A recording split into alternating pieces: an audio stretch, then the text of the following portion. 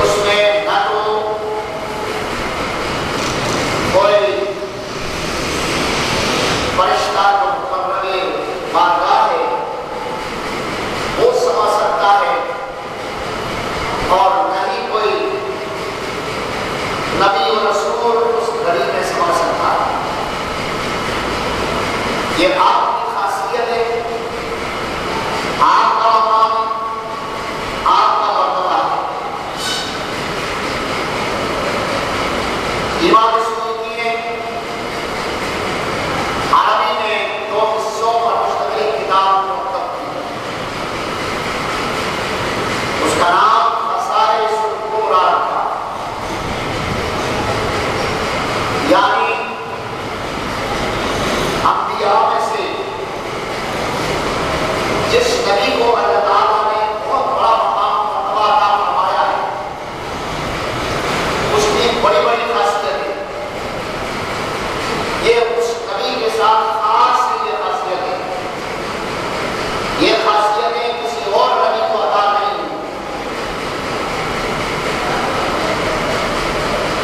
ان خاصیتوں میں سے ایک خاصیت آپ کو رجب المرجب میں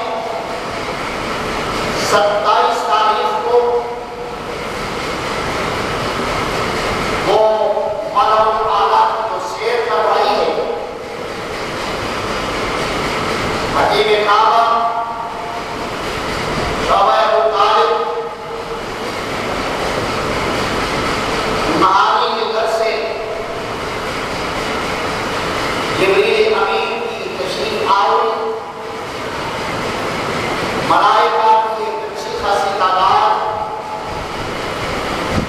جس کو لکھا ہے علماء نے کتابوں میں اور خصائص الکبریٰ میں بھی ہے کہ 70,000 ملائکہ کے جرمن میں نبی کریم رؤوف الرحیم علیہ السلام کو حرم مکہ سے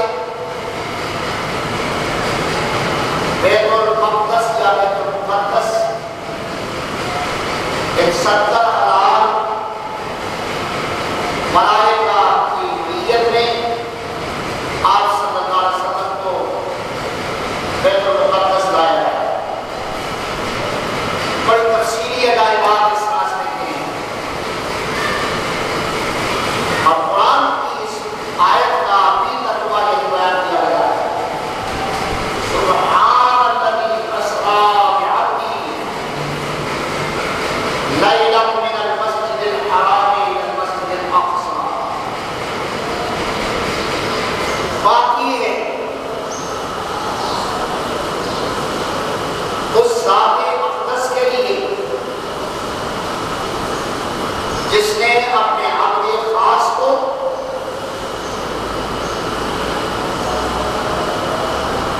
مسجد حرام سے مسجد اقصی تک رات کے تھوڑے سے حصے میں سیر کروایا۔ وہ پاک ہے۔ اس کا تفصیلی معنی یہ آتا ہے کہ مکے کے جوہرا نے نبی کریم صلی اللہ علیہ وسلم کی اس سیر اقدس کو سننے کے بعد تعجب ظاہر کیا، کیسے ممکن ہے اتنا طویل راستہ رات کے مختصر سے حصے میں حرم مکہ سے بیت المقدس جا کر پھر واپس آ گئے؟ یہ کیسی بات ہے؟ وہ عقل میں لٹو اس بات کو سمجھنے سے عاجز تھی۔ یہ سیر زیادہ انسان کی نہیں، بلکہ سرور عالم نور مجسم حضرت محمد رسول اللہ صلی اللہ علیہ وسلم، جنہیں اللہ تعالیٰ نے بے شمار معجزات عطا فرمائے، مکے کی سرزمین میں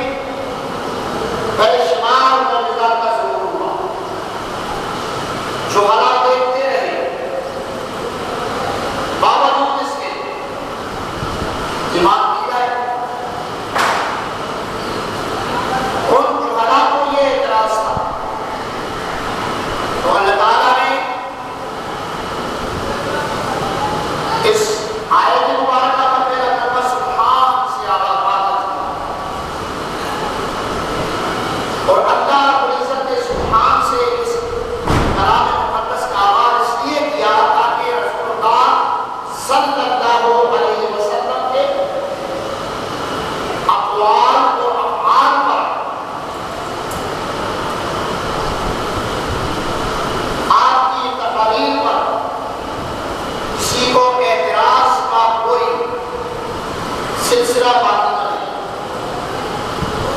مکے کے کفار نے بھی یہ باتیں کہی، مدینے کے جاہل یہودیوں اور عیسائیوں نے بھی یہ باتیں کہی، دیوبند کے جوہرا نے بھی یہ باتیں کہی۔ یہ دو طرز عمل مکے کے جوہرا کافروں کا اور پرستوں کا، وہی سلسلہ یہود و نصارہ کا بھی تھا تو مدینے کے رہنے والے تھے، وہی جاہلانہ کرتبے اور حالات اور کیفیات اور سوچیں دیوبند کے لوگوں کی بھی تھی۔ اس لیے ہمیں اس کڑی کو ملا کے چلنا پڑتا ہے۔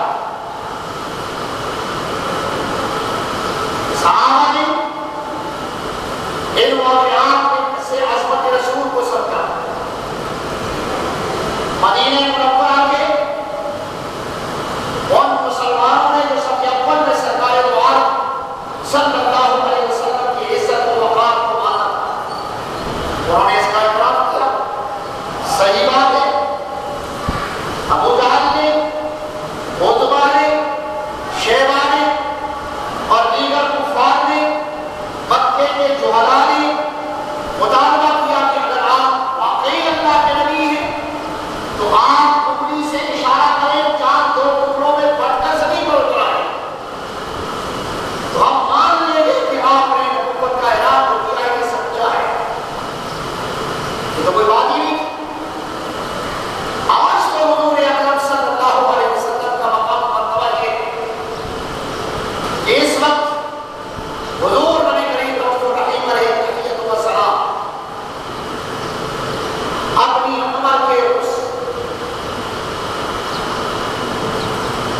دور سے گزر رہے ہیں کہ آپ کی ولادت باسعادت مکہ مکرمہ میں بیت اللہ کے شمال مشرقی جانب جبل احمر کے دامن میں وہ مقام اس وقت بھی موجود ہے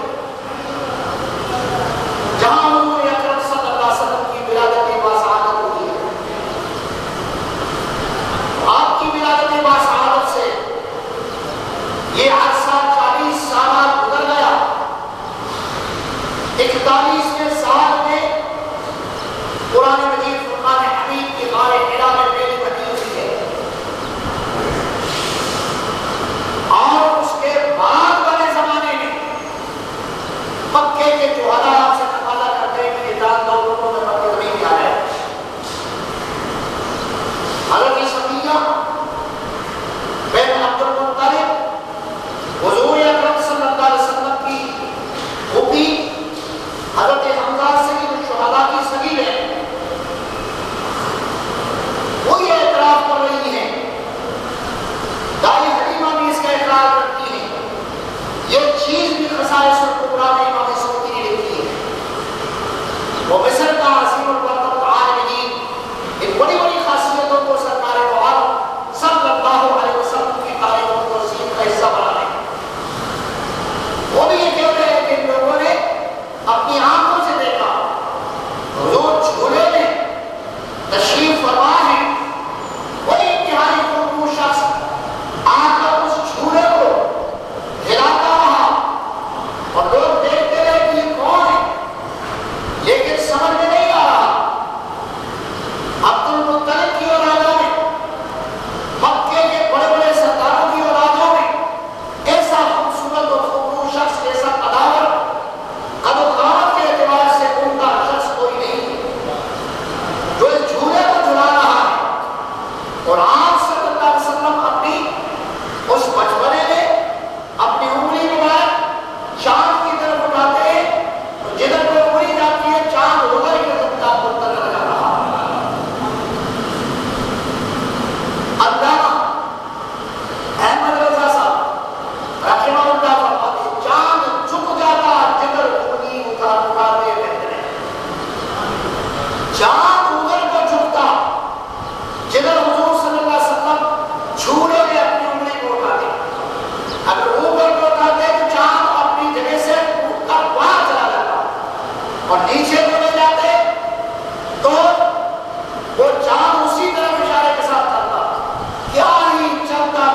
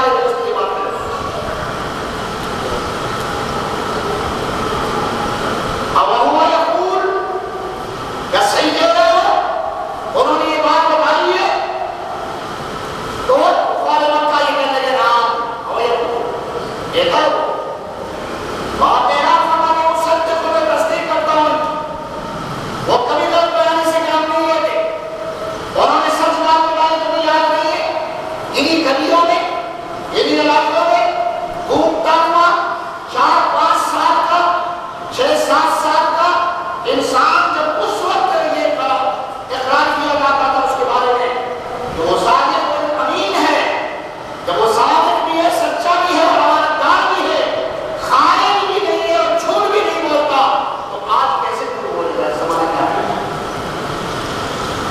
آج جھوٹ نہیں بولے گا صحیح کہہ رہا ہے کہنے اچھا ٹھیک ہے شاید کو بتا دیں قریب آئے جب دیکھا ہے تو بتا دیں آپ سے کوئی پوچھ لے یہاں پر سے بھی اکثر آئے تھے وہ کتنے دروازے ہیں کتنے پلر ہیں کتنے دریچے ہیں کتنی کھڑکیاں ہیں کتنا بڑا احاطہ ہے تو کیا آپ نہیں بتا سکیں بتا دیں گے دیکھا آپ نے تو نبی پاک صلی اللہ علیہ وسلم سے کہنے لگے کہ مسجد اقصی وہ تھوڑی سی جگہ تو ہے نہیں ہے چلو آپ ہمیں در و دیوار بتا دیں تو آپ صلی اللہ علیہ وسلم نے اس طرح کی امام سعودی نے بتایا کہ ان کی بڑی بڑی خاصیتیں جو ہیں وہ میں نے اس کتاب میں 2 جلدوں میں جب میرے پاس کتاب ہوتی ہے آپ دیکھ سکتے ہیں یاد کی خصائص الکبریٰ نے یہ لکھا ہوا واقعہ کہ اللہ کے رسول نے نظریں اٹھائی بیت المقدس سامنے گنتے گئے یہ اتنے دروازے ہیں یہ اتنے اس کے پلے ہیں یہ کتنی کھڑکیاں ہیں یہ اتنے بالکلیاں ہیں اس کی فلاں نشانی ہے اس کی فلاں نشانی ہے اس کی فلاں نشانی تمام گن کر بتا دیا اب وہ نظریں چونکہ بیت المقدس پر آ کر جم گئی اور یہ بات تصدیق در تصدیق ہونے سے سرکار دو عالم صلی اللہ علیہ وسلم کی بڑی خاصیتوں کا شناخت کروانے میں اللہ تعالیٰ اگر اس بیت المقدس کو سامنے نہ بھی لاتا تو کچھ لوگوں نے اس قسم کی باتیں کہی ہیں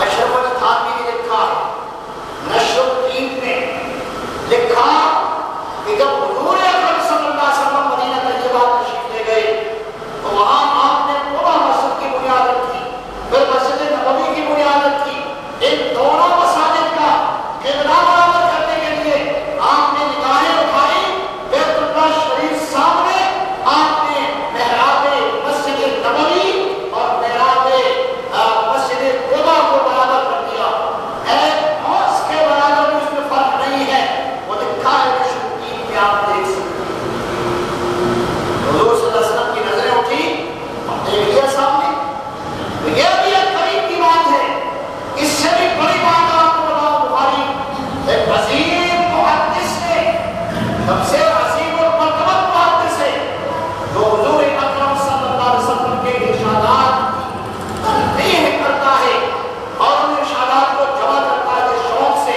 جس محبت سے اور جس عشق سے حضور اکرم صلی اللہ علیہ وسلم کی 7,275 احادیث جمع کی ہے بخاری 7,275 احادیث بخاری کے اندر ان دونوں جلدوں میں جمع کر رکھی اور ان دونوں جلدوں میں وہ حدیث شریف بھی ہے جو 7,000 کے فیگر میں اور 275 کے فیگر میں شامل ہے کہ حضور صلی اللہ علیہ وسلم ایک موقع پر سورج ہرم کی نماز ادا فرما رہے تھے تو اچانک آپ کی نظریں آسمان کی طرف اٹھی نماز پڑھاتے ہوئے یہ سلسلہ بڑا عجیب تھا جب سے نماز فرض ہوئی ہے جب سے مسجد بنی ہے جب سے محراب بنا ہے اس محراب میں کھڑے ہو کر ہم نماز پڑھاتے رہے ہیں تو کبھی ایسی کیفیت نہیں ہوئی جو آج ہو گئی ہے ادھر تو سورج گرہن ہے اندھیرا ہو گیا ہے اور لوگ ادھر مسترد ہیں اور ادھر سرکار دو عالم صلی اللہ علیہ وسلم نے ہاتھ اٹھایا اور پھر کھینے طرف کر دیا پوری مسجد کے نمازی جو اس وقت سورج گرہن کے اس صورت میں آپ کے ساتھ بڑے طویل رکوع میں بڑے طویل قیام میں بڑے طویل سجدے میں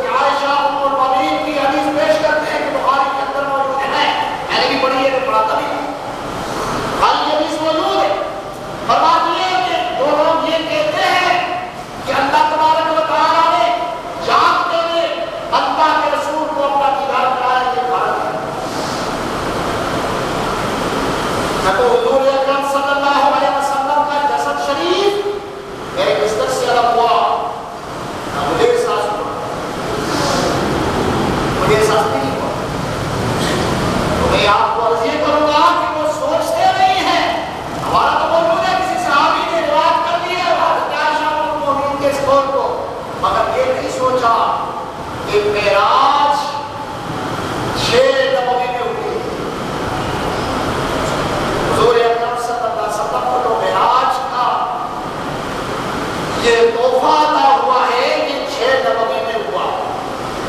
وہ کہاں مکے میں کب ہوا؟ ہجرت سے پہلے حضرت عائشہ ام المومنین کی نسبت تو مکہ مکرمہ میں ٹھہری، اس وقت حضرت عائشہ ام المومنین کی عمر شریف 6 برس، اور ہجرت کرنے کے بعد حضرت عائشہ ام المومنین کی رخصتی مدینہ منورہ میں 9 سال کی عمر ہے۔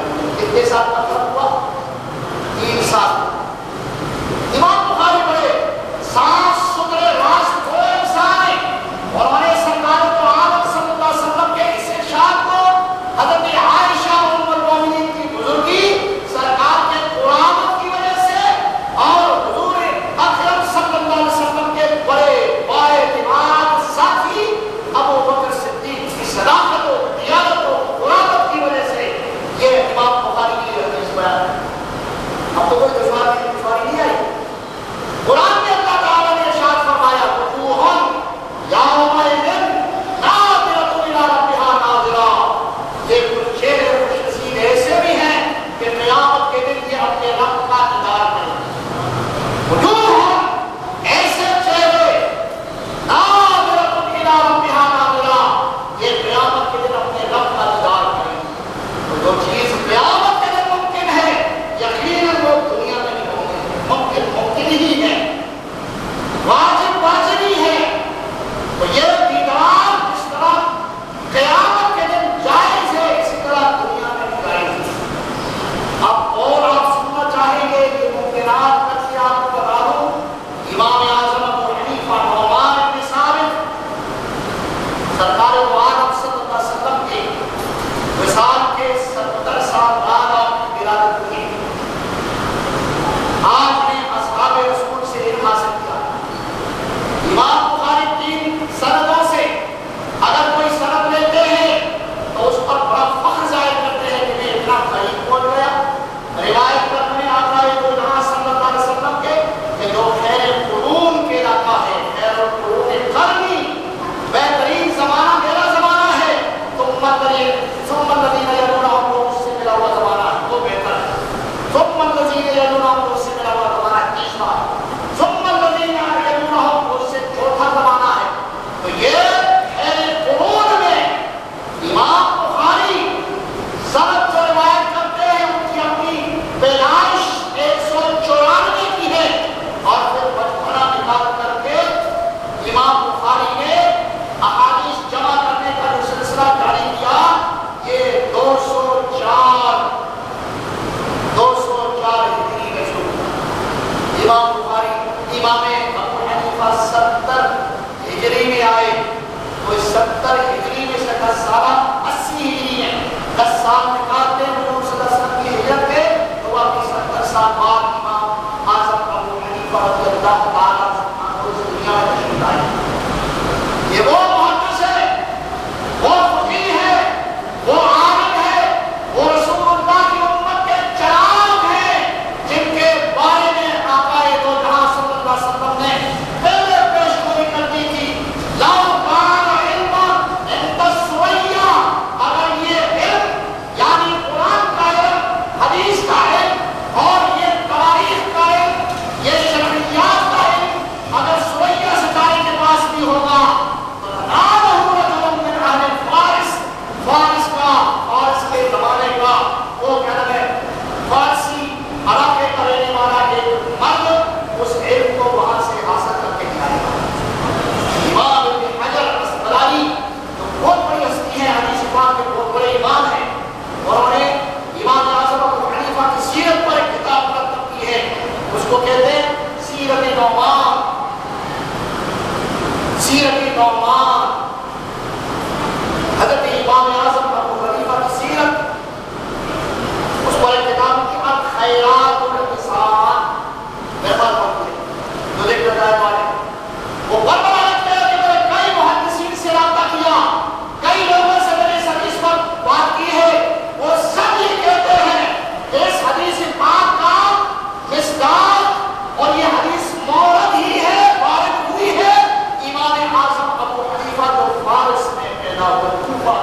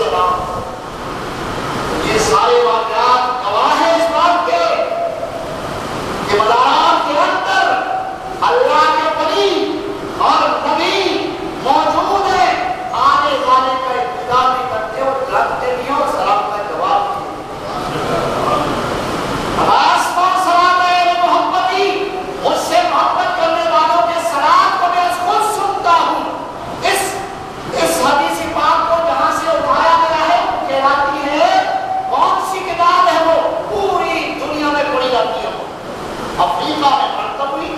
حضرت سلیمان جزوری علیہ الرحمٰن نے اس کو مرتب کیا. مشائخ علماء اس امت کے اس کتاب کا ورد جاری کرتے ہیں, روزانہ یہ حزب پڑھتے ہیں, حزب کے حصہ, اور وہ آج حزبوں پر, آج حصوں پر مشتمل ہے. پیر سے پھر پیر تک وہ کتاب پورے ہفتے میں پڑھی جاتی ہے. اشرف علی تھانوی اس کو خود بھی پڑھتا رہا اور اس کی اجازت بھی جاری کرتا رہا. یہ جو کیا نام ہے, یہ علاقہ ہے جس کو کہتے ہیں گلشان جوہر, وہاں ایک صاحب رہتے ہیں. کون سے حکیم ہیں؟ حمزہ بتاؤ. حکیم اختر جانتے ہیں, وہ بھی پڑھتا ہے. اور دیکھیے اس نے سرکار نے ایک حدیث نقل کی ہے, اسماء و شراب اہل محبتی, مجھ سے جو محبت کرتے ہیں ان کے شراب کو محفوظ کرتا ہوں. اس رات کو محفوظ کرتا ہوں. ہمارے گھر کی گواہ ہے. اب میں کیا کر سکتا ہوں؟ میں تمہارے گھر کی گواہ تمہیں دے رہا ہوں. اشرف علی تھانوی کا جو پیر تھا, اس کے بارے میں دارالعلوم کراچی کا مفتی نذیر لکھتا ہے کہ یہ جو حاجی امداد اللہ مہاجر مکی کے نام سے شیخ یاد ہو رہا ہے, جہاں ان کی نشست ہوتی تھی, اس کے آج سے 3 سال پہلے میں وہاں ہوٹل میں نئی منزل پر دیکھا تھا. تو ایک صاحب نے کہا کہ حضرت آپ کو معلوم ہے یہاں حنفیوں کی مسجد ہے. میں کہا وہ حنفیوں کی مسجد ہے, حنفیوں کے جو شاگرد تھے وہ اگر موجود ہوتے تو ان کی اطلاع میں ضرور نماز پڑھتے. یہ بھیگے ہوئے لوگ ہیں, یہ بھیگ گئے ہیں.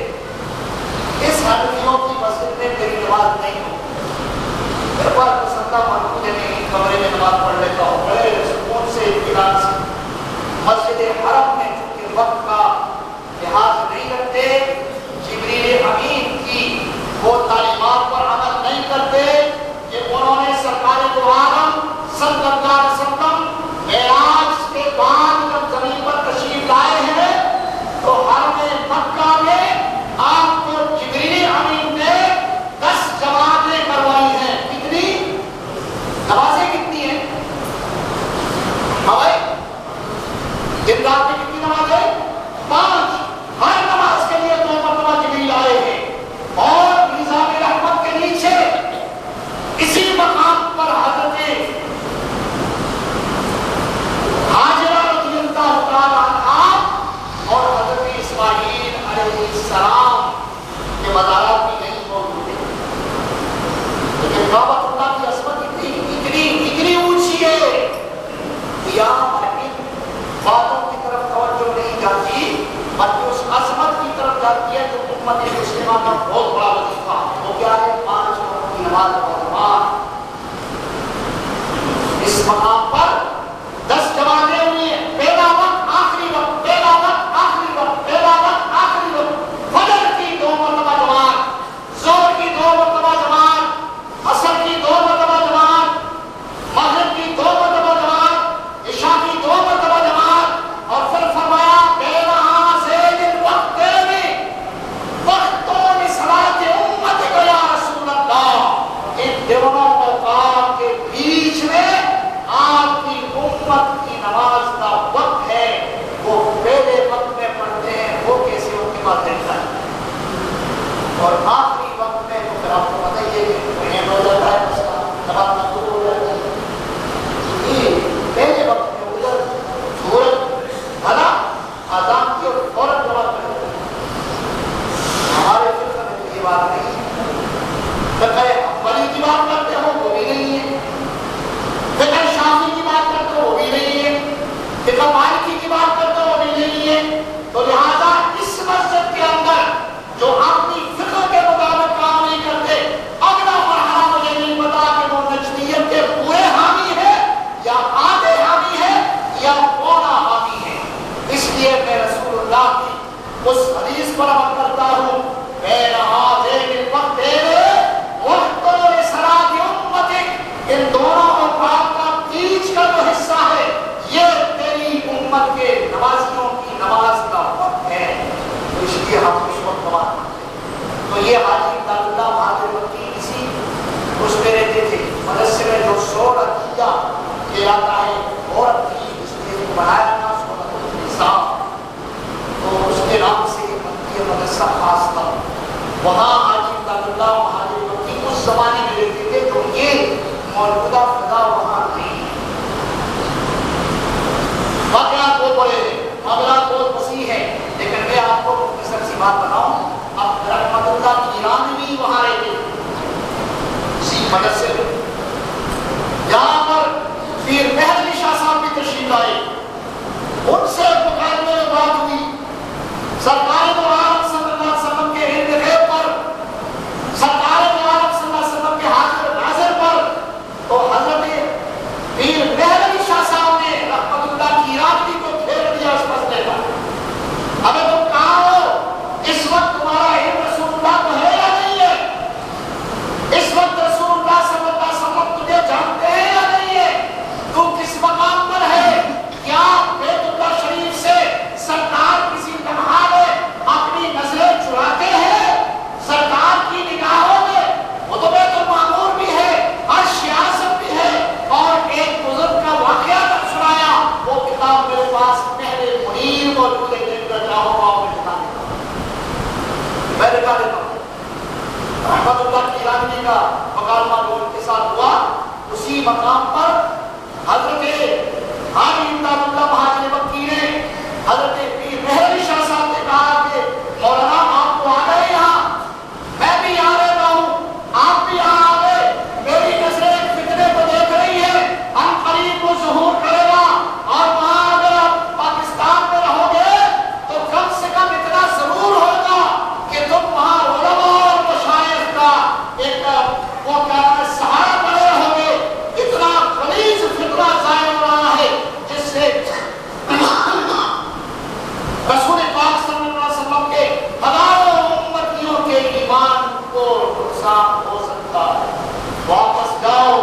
یہ مرزا مرعون قادیانی کا جو فتنہ ظہور ہونے والا تھا سن 1890 میں، اس کے لیے حضرت پیر مہر علی شاہ صاحب نے پہلا بتا دیا کہ آپ پر منبر شریف جائیں. وہاں یہ فتنہ سامنے آ رہا ہے، جاؤ وہاں علماء اور مشائخ کے ایمان کو بچاؤ گے. آنے کے بعد جب دیکھا گیا بہت سارے لوگ تعلیمی، تنقیدی اور اس طرح کے خیال رکھنے والے پھر اس مرزا مرعون کے پیچھے نمازیں بھی پڑھتے رہے. میں نہیں بتاؤں گا، پھر آپ کہیں یار کافی اختلافات بول رہی ہوں تمہارے سے، تو میں نہیں بتاؤں گا. سن لیں گے کسی سے یا کسی موقع پر بتا دوں کس کس نے اس غلیظ کے پیچھے نماز پڑھی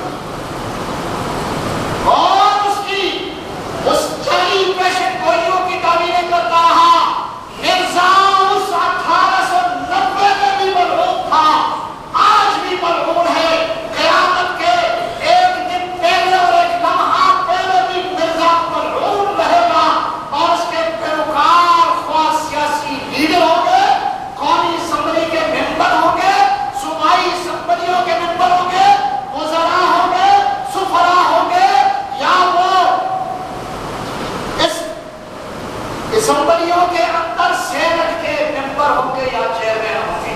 کیونکہ یہ بھیڑ بکریاں، دولے لنگڑے، گدے گھوڑے، یہ جمع ہو کر شورائی نظام کو اپنے ہاتھ میں رکھتے ہیں، جن کو پتہ ہی نہیں ہے یہودی ہمارے خلاف کیا کرتا ہے، عیسائی ہمارے خلاف کیا کرتا ہے، قادیانی ہمارے خلاف کیا کرتا ہے، اس کا ہمارا کیا اختلاف ہے، ہم اسے کس نظر سے لے کے یہ براسپتی اور غیر ضروری مسلمان کہلانے والے تنے جو دیکھنے میں آ رہے ہیں کہ یہ انسان ہے، مگر اندر سے پتہ نہیں ہے گدھا ہے یا گھوڑا ہے یا کنجر ہے یا بندر ہے یا سور ہے.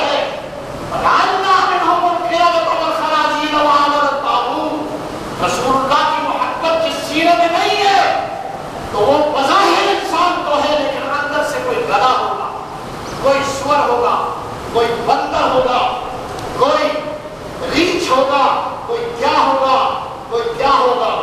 تو پیر مہر علی شاہ صاحب نے شکریہ ادا کیا تھا کہ ٹھیک ہے میں جا رہا ہوں. رحمت اللہ کیرانوی جب مرنے لگا تو کہنے لگے وہ پیر مہر علی شاہ صاحب نے دو مسئلے مجھے بتائے تھے، مجھے یاد دلا دو تاکہ میری روح نکلے اور میں مسلمان جاؤں دنیا سے. کون سا مسئلہ تھا؟ سرکار کا حاضر اور ناظر ہونا، سرکار کا علم غیب ہونا، رسول اللہ صلی اللہ علیہ وسلم پر 6666 پیغام اللہ کی جانب سے بطور وحی اترا ہے، اور وہ ہر ایک آیت کا پیغام ہے الہی۔ یہ ہر آیت کے تحت کون سا ہے، اور ہر آیت حضور اکرم صلی اللہ علیہ وسلم کا علم غیب ہے۔ اگر کسی کو علم ہے تو وہ کبھی نہیں بھیجے گا۔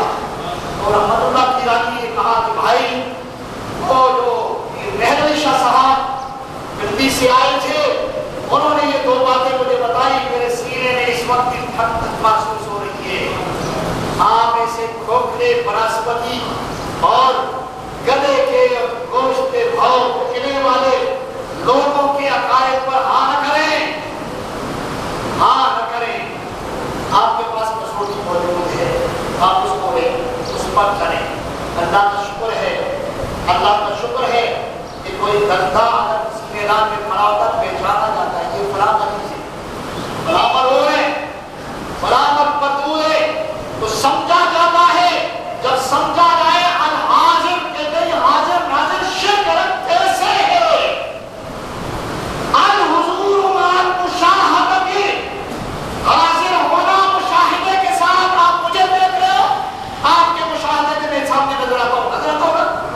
وہی سوال جواب آتا ہوا میں آپ کے سامنے ممبر پر اوپر بیٹھا ہوں، گفتگو کر رہا ہوں آپ سے، آپ کے مشاہدے میں ہوں یا نہیں ہوں؟ امام رازی لکھتے ہیں الحضور مع المشاہدۃ، حاضر ہونا اپنے مشاہدے سے کس کے ساتھ سامنے آنا، اما بالبصر او بالبصیرہ۔ بصر یہ میرے سر کی آنکھیں ہیں، میں ادھر دیکھتا ہوں تو انہیں دیکھتا ہوں، ادھر دیکھتا ہوں تو انہیں دیکھتا ہوں، ادھر دیکھتا ہوں روڈ گیٹ سے اندر آنے والوں کو دیکھتا ہوں، یہ میرا مشاہدہ ہے۔ اور یہ میری آنکھوں کے ان ڈھیلے کے بیچ میں ایک کالی پتلی ہے، اس پتلی سے میں دیکھ رہا ہوں۔ کیا یہ ساری نسبتیں اللہ کی ہو سکتی ہیں؟ بولو، یہ نسبتیں اللہ کا سر ہے، اللہ کی نگاہیں ہیں، اللہ کے لیے بادشاہ ہے، اللہ کے لیے آنکھوں کے ڈھیلے ہیں، اللہ رب العزت کے لیے یہ کالی پتلیاں ہیں۔ اب بالبصیرہ، یا دل کی نگاہوں سے دیکھ رہے ہو؟ وہ صحابی کو کہنے جو آئے تھے رسول اللہ کو معراج کرانے والے ملائکہ، وہ کہتے ہیں سو رہے۔ ایک تذکرہ کر رہا ہے تو کہنے میں فرشتہ سو رہے ہیں، دوسرے جواب بھی سو نہیں رہے، ان کی سر کی آنکھیں سو رہی ہیں، دل کی آنکھیں بیدار ہیں۔ یہ بصیرہ ہے، یہ بصیرہ ہے۔ شرک کیسے آیا ہے؟ اللہ کے لیے دل ثابت کرو، کان ثابت کرو، قلب کا اعتراف کرو، تو اپنے ایمان کی خیر بناؤ۔ پتہ چلا کہ یہ تو حقیقت ہے، لغوی اعتبار سے قرآن کا لغوی ترجمہ ہے۔ یاد رکھو اللہ سر کی آنکھوں سے بھی پاک ہے، ڈھیلوں سے آنکھ کے بھی پاک ہے، پتلی سے بھی پاک ہے۔ اس کو شرک کیسے بناؤ گے جو اللہ کی مناسبات میں ہے؟ اس لیے رحمت اللہ کیرانی کا نام ہے، دیوبندیوں سے پوچھئے کون ہے، بتا دیں گے آپ، پھر پوچھئے گا اس کا نظریہ تو حاضر ناظر کا کیا کہتے ہیں، پھر آئیے میرے کو یہ دے دیتا ہوں نہیں کرتے اس کا کہنے لگا میرا ایمان سلامت ہو جائے گا جب سے پیر شاہ صاحب نے مجھے تسلی دلائی ہے کہ حاضر اور ناظر کا مفہوم یہ ہے، تو میرے دل میں ٹھنڈک پیدا ہو۔ بولو، میرے دل میں ٹھنڈک آ گئی۔ تو یہ ان کا بڑا مولوی تھا، وہ بڑا مولوی آخری وقت میں صبح پر اٹھا ہوا اگر شام کو کرا جائے تو بھولا ہوا نہیں ہوتا۔ سمجھ رہے ہو بات کو؟ اس لیے یہ فکر ہے جس فکر پر ہم یقین کرتے ہیں مکے کے کافر حیرت میں رہے، ہمیں رسول اللہ کی صداقت پر ایمان ہے۔ وہ صادق المصدوق، وہ سچا نبی تصدیق کیا ہوا ہے، اس کی ہر قول کی، ہر فعل کی، ہر حرکت کی تصدیق من جانب اللہ بھی ہے اور من جانب ملائکہ بھی ہے اور من جانب انبیاء بھی ہے۔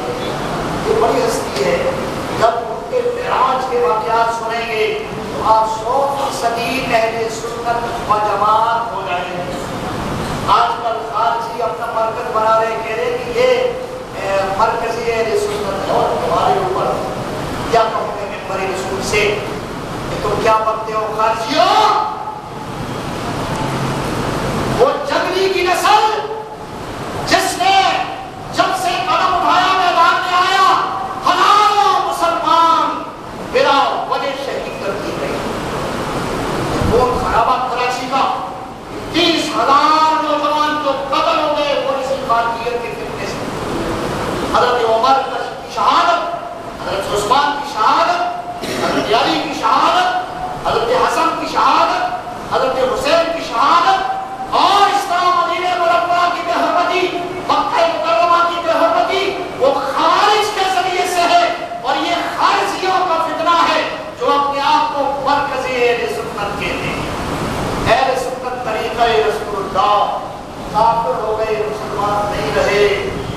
یہ 30,000 مسلمان کراچی شہر میں اس فتنے سے وہ اللہ کے ہاں جا پہنچے، اور کیا کیا فتنے ہیں، یہودیوں کے ٹاؤ کیے ہیں، عیسائیوں کے ٹاؤ کیے ہیں، قادیانیوں کے مقتدی یہ ہیں، یہ پتہ نہیں کیا کیا ہے، ہندو مسلم بھائی بھائی یہ ہے، اور انہوں نے وہ کلام مادر قدر آزاد اس کا بھی انہوں نے بات کری تو کہتا تھا کہ ہاں میں مانتا ہوں کہ یہ قادیانی اپنے قول و فعل میں بہت خوش ہے۔ ہم کہتے پردے درجے کا بڑوا نالائق گندا خبیث ذلیل رسوائے زمانہ ہماری نگاہیں اس قادیانی کو دیکھتی ہے، واللہ ثم باللہ والتاللہ، ہم حرف اٹھا کر کہتے ہیں کہ قادیانی اور اس کی ساری ذریت آج تک جتنی دفع ہوئی ہے دنیا سے، وہ ساری کی ساری جہنم کے نچلے طبقے میں بھاگ رہی ہے، کوئی پرسان حال نہیں ہے۔ ان المنافقین درک الاسفل من النار، دعا کریں کہ اللہ تعالیٰ ان فکروں سے ہمیں محفوظ رکھے، اور اللہ سچے دین کی پیروکاری ہمیں عطا فرمائے۔ اور محدثین کی جو فکریں ہیں، ائمہ مجددین کی جو فکریں ہیں، ائمہ مجتہدین کی جو فکریں ہیں، اس زمانے سے سنت رسول کو ہمارے سامنے لا پیش کرتی ہے، ہمارا اسی پر یقین ہے، اسی پر عمل ہے۔ اللہ تعالیٰ ہمیں ثابت قدمی رکھے۔